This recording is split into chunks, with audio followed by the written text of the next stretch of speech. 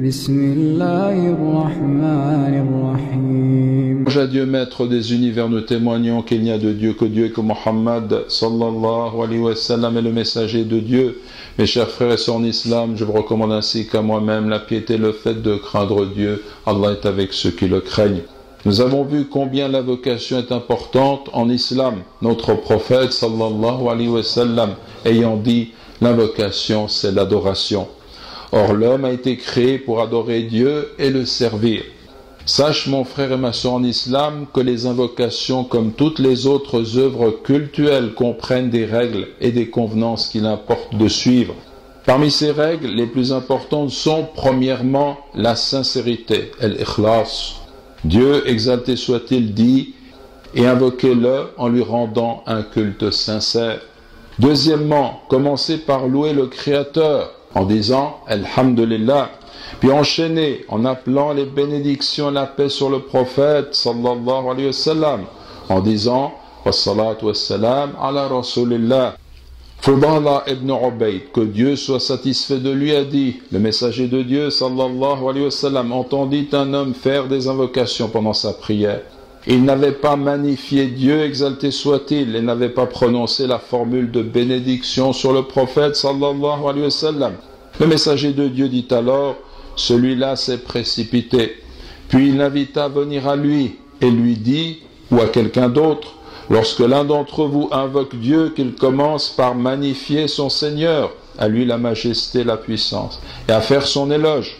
Puis qu'il appelle les bénédictions sur le prophète sallallahu alayhi wa sallam, puis qu'il invoque Dieu après cela en lui demandant ce qu'il veut. Hadith rapporté par Abu Daoud et Tirmidhi, c'est un hadith de bonne authenticité, Hassan. Troisièmement, le fait de lever les deux mains quand on invoque Dieu, mis à part certaines invocations accomplies pendant les prières. Le messager de Dieu sallallahu alayhi wa sallam a dit, votre Seigneur béni, exalté soit-il, est pudique et généreux, hayyun karim. Il éprouve de la pudeur vis-à-vis de son serviteur, lorsque celui-ci lève vers lui ses deux mains, de les repousser vides et frustrés dans leur espérance. Hadith rapporté par Abu Daoud et Tirmidhi, Ibn Majah, c'est un hadith de bonne authenticité, hadith Hassan. Quatrièmement, le fait de baisser la voix et de cacher ses invocations. Dieu exalté soit-il dit en parlant de son prophète Zacharie, que Dieu le couvre de paix. Rappelle de la miséricorde de ton Seigneur envers son serviteur Zacharie, lorsqu'il invoqua son Seigneur d'une invocation secrète.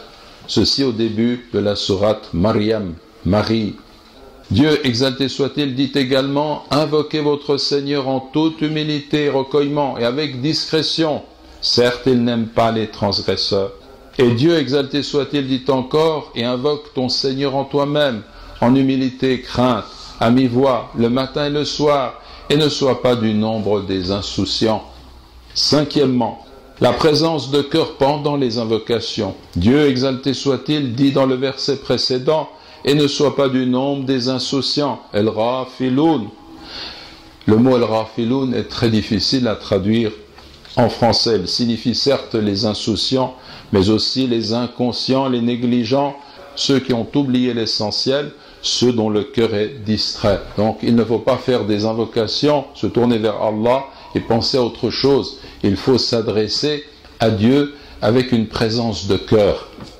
Sixièmement, invoquer Dieu avec espérance, crainte et humilité. Dieu, exalté soit-il, dit, il se précipitait dans les actions de bien et nous invoquait par désir et par crainte. Et ils étaient humbles devant nous. Septièmement, invoquer Dieu de façon décidée, en étant certain qu'il exaucera la demande exprimée. Le messager de Dieu, sallallahu alayhi wa sallam, a dit que l'un d'entre vous ne dise pas, ô grand Dieu, pardonne-moi si tu veux, ô grand Dieu, fais-moi miséricorde si tu veux, qu'il se montre déterminé dans son invocation. Dieu certes fait ce qu'il veut, nul ne peut le contraindre. Hadith rapporté par Al-Bukhari et Muslim. Nous demandons à Allah subhanahu wa ta'ala d'orienter nos cœurs dans une complète et sincère adoration. Allahumma amin, Allahumma amin.